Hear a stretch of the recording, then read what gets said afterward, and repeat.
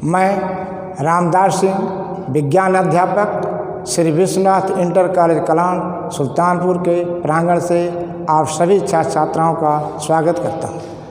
आज मुझे कक्षा 9 विज्ञान अध्याय 3 परमाणु एवं अणु चैप्टर पढ़ाना है, जिसमें मुख्य मेन पॉइंट रासायनिक संयोग का नियम है।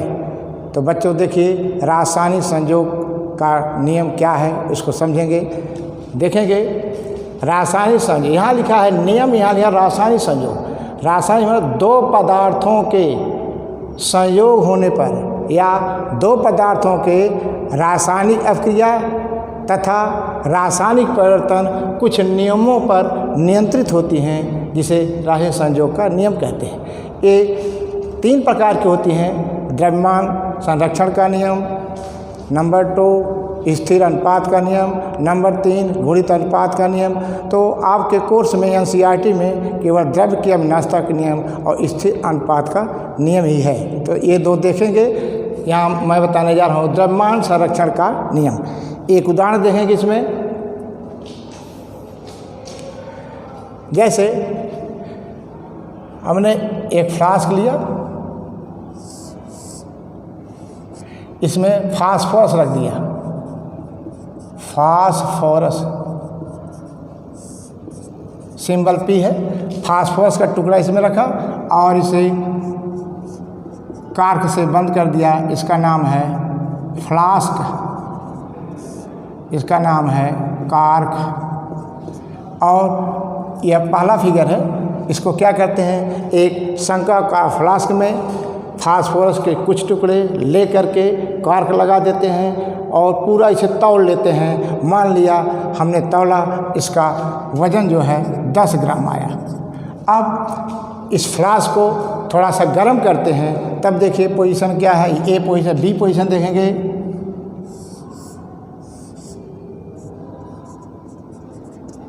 वही फ्लास्क है जो यहाँ था। अब यह फास्फोरस जो है गैस में बदल गया। ये गैस, इस गैस का नाम है P2O5, नाम है फास्फोरस पेंटॉक्साइड। ये गैस फॉर्म है। यह देखिए ठोस फॉर्म है, सॉलिड है, और यह है गैस अवस्था में। तो देखो यह प्रयोग मैं बता रहा हूँ। एक फ्लास्क लेते हैं, उसमें फास्फोरस के टुकड़े रख देते हैं, कार्क से बंद कर देते हैं और इसको तौल लेते हैं। मान लिया तौलने पर 10 ग्राम इसका वज़न आता है पूरा। इसके बाद इसको हीट करते हैं, थोड़ा सा गर्म करते हैं, तो यह फास्फोरस का टुकड़ा जो ठोस रूप में है वह गैस रूप में बदल जाता है। ये हमने गैस लिखा है, देखो गैस, उसका नाम है P2O5, फास्फोरस पेंटॉक्साइड। तो इसको भी तौलते हैं। तो क्रिया के पहले बच्चों समझो, जब क्रिया नहीं हुई थी, ठोस टुकड़ा रखे थे, तब वज़न कितना था? 10 ग्राम। इसके बाद अब जब इसको हीट किया गया, गर्म किया गया, तो फास्फोरस टुकड़ा ऑक्सीजन से क्रिया करके फास्फोरस पेंटॉक्साइड में, अब फिर इसे तौल लिया, अब भी वज़न 10 ग्राम आया। दूसरी पोजीशन। इसका मतलब क्रिया के पहले क्या, क्रिया के पहले इस फास्फोरस का द्रव्यमान कितना था? 10 ग्राम। और क्रिया के बाद जब ठोस से या गैस में बदल गया, तब भी इसका तौल जो है 10 ग्राम ही आया। इसका मतलब परिभाषा क्या है? देखिएगा, पहले सुन लीजिए। रासायनिक अभिक्रिया में भाग लेने वाले अभिकारकों का कुल द्रव्यमान बाद में प्राप्त होने वाले पदार्थों के कुल द्रव्यमान के बराबर होता है। इसे ही द्रव्यमान संरक्षण का नियम कहते हैं। इसमें द्रव्य न तो नष्ट होता है और न ही उत्पन्न। तो यह रहा परिभाषा। अब परिभाषा लिखने जा रहे हैं, इसको देखेंगे। परिभाषा देखेंगे।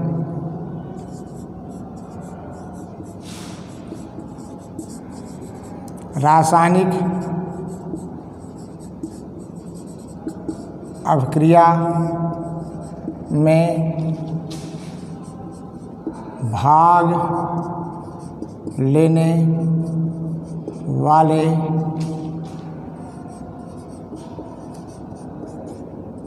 पदार्थों का कुल द्रव्यमान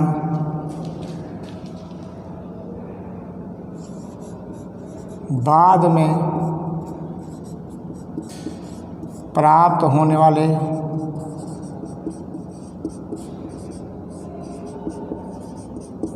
पदार्थों के कुल द्रव्यमान के बराबर होता है। अर्थात इसमें न तो पदार्थ नष्ट होता है और न उत्पन्न और न ही उत्पन्न होता है। तो परिभाषा हमने आपको लिख दिया कि रासायनिक अभिक्रिया में भाग लेने वाले पदार्थों का कुल द्रव्यमान बाद में प्राप्त होने वाले पदार्थों के कुल द्रव्यमान के बराबर होता है। अर्थात इसमें न तो पदार्थ नष्ट होता है और न ही उत्पन्न होता है। तो इसमें देखो ऐसे भी लिख सकते हैं, देखो यह क्रिया के पहले है, क्रिया के पहले, और यह है क्रिया के बाद।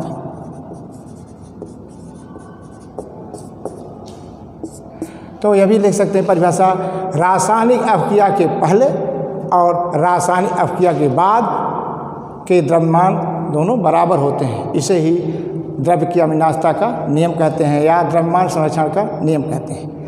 दूसरे ढंग से ऐसी परिभाषा लिख सकते हैं, अभिकारकों का कुल द्रव्यमान बराबर उत्पादों का कुल द्रव्यमान।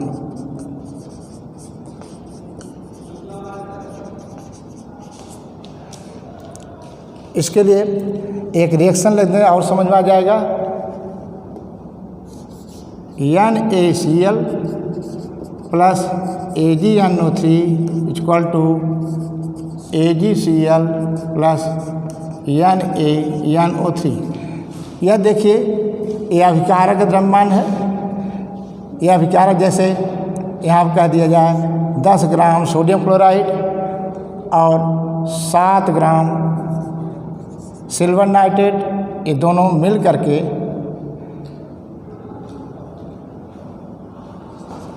8 ग्राम AgCl तथा 9 ग्राम NaNO3।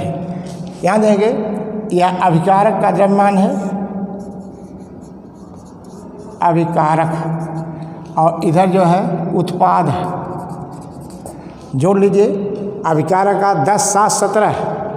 अभिकारक का द्रव्यमान 10, 7, 17 टोटल हो जाता है। ये 17 हो गया। और उत्पाद में देखिए 9, 8, 17, ये भी हो जाता है 17G, 17G। तो परिभाषा क्लियर है। यहाँ देखो, अभिकारक का कुल द्रव्यमान उत्पाद के कुल द्रव्यमान के बराबर होता है, अर्थात द्रव्य कभी नष्ट नहीं होता है। तो इस प्रकार से यह द्रव्यमान संरक्षण की परिभाषा हो गई। अब हम दूसरी हेडिंग पढ़ाने जा रहे हैं, स्थिर अनुपात का नियम। हाँ, तो द्रव्यमान संरक्षण नियम पहला हो गया। दूसरा नियम है स्थिर अनुपात का नियम। इसमें देंगे जैसे कोई हमने लिख दिया H2O, यह पूरा यौगिक है। छात्र ध्यान दें, H2O देखो, इसमें हाइड्रोजन तत्व है और ऑक्सीजन भी है, माने हाइड्रोजन परमाणु ऑक्सीजन दो मिल करके, दो मिले हैं तो इसको यौगिक कहते हैं। अब यह एक देखो, यह भी एलिमेंट है, यह भी तत्व है, यह भी तत्व है। अब इसका अनुपात देखा जाए, H का परमाणु भार 1 होता है, 1 × 2 हो गया, और ऑक्सीजन का परमाणु भार 16 होता है, इसको लिख दिया 16। ये अनुपात हो जाता है 1:8। तो ये यौगिक है, और H क्या है, यह भी तत्व है, O यह भी तत्व है, यही है। तो प्रत्येक परिभाषा देंगे, प्रत्येक यौगिक में तत्व, ये तत्व है, प्रत्येक यौगिक में उपस्थित तत्व एक निश्चित अनुपात में होते हैं। जैसे यहाँ 1:8 आप देखा, तो परिभाषा क्या होगी? प्रत्येक यौगिक में तत्व सदैव द्रव्यमान के निश्चित अनुपात में होते हैं, चाहे वह यौगिक किसी भी विधि से प्राप्त की गई हो। यह रही परिभाषा। आप इसमें फिर देखेंगे कुछ, देखें जल जो है नलकूप से जल मिला, ये हमने दिया जल। फिर झरना लिख दिया, झरना ये भी जल है, इससे भी प्राप्त हुआ, जल है। नदी लिख दिया, ये भी जल है। कहने में तो इनका अनुपात देखा जाए, इनका अनुपात देखिए 2:16, ये भी 2:16, ये भी 2:16। कैसे? H बराबर 1 परमाणु भार होता है, 1 2 के 2 पढ़ चुके हैं, O बराबर 16, ये 2:16 लिख दिया। हम इसको सरल कर लें, 1:8, ये भी देखो 1:8, 1:8। देखो जल चाहे नलकूप को हो, चाहे झरने का हो, चाहे नदी, कहीं से भी जल तो जल ही है। जल का सूत्र H2O, यह भी जल है, यह भी जल है, यह भी जल। तो प्रत्येक जल में, प्रत्येक यौगिक में तत्व देखो 1:8, माने हाइड्रोजन और ऑक्सीजन 1:8 में है। ये झरने का जल जो है इसमें भी वही है, हाइड्रोजन और ऑक्सीजन का अनुपात 1:8 है। और इसमें भी नदी से जो जल मिला है, इसमें भी हाइड्रोजन और ऑक्सीजन का अनुपात 1:8 है, माने स्थिर है। ये भी 1:1 कभी बदला नहीं है। तो स्थिर अनुपात का, स्थिर अनुपात मान अनुपात स्थिर है। देखो 1:8 स्थिर है, 1:8 ये स्थिर है। तो हमने क्या परिभाषा बताया? प्रत्येक यौगिक में तत्व द्रव्यमान के हिसाब से एक निश्चित अनुपात में संयुक्त होते हैं। परिभाषा आप लिख लेंगे। देखिए परिभाषा, यह उदाहरण रहा। परिभाषा आप बोलने जा रहे हैं। देखो प्रत्येक यौगिक में तत्व सदैव द्रव्यमान के निश्चित अनुपात में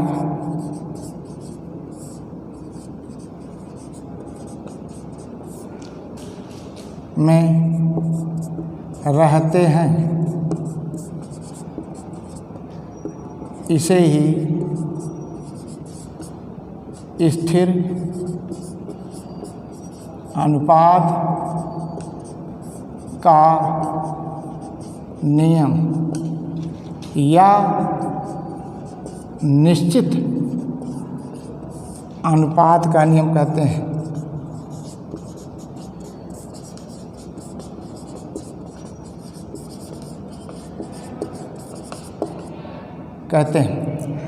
चाहे वह यौगिक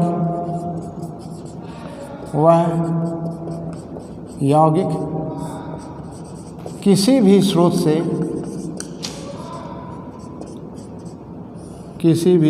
से प्राप्त की गई हो।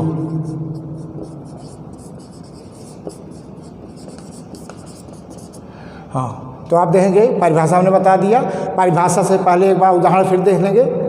उदाहरण देखो, ये भी पानी है, भी पानी है। पानी चाहे जिस भी स्रोत से प्राप्त की गई, देखो इससे लिखा गया है, पानी चाहे जिस भी स्रोत से प्राप्त की गई हो, प्रत्येक यौगिक में हाइड्रोजन ऑक्सीजन अनुपात क्या है?